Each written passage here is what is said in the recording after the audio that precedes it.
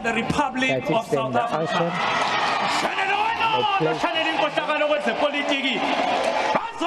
Ngombela kwesabo inhlanzi ehambe phakathi kwezingalankala yahamba yangazilingisa yahamba yanethezeka Ramaphosa mnyakaziswa ababhemu abashiye bencela izithupha kuvumile impompo kwavuma iGauteng neEastern Cape yavuma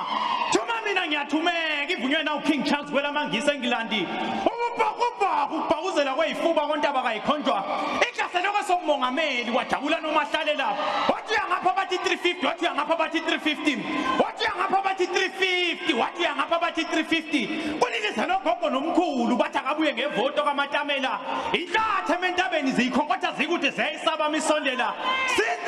1952 kwelase Soweto baphengo noPiteli ibhodwe elincane kwezamabhizinisi ngoba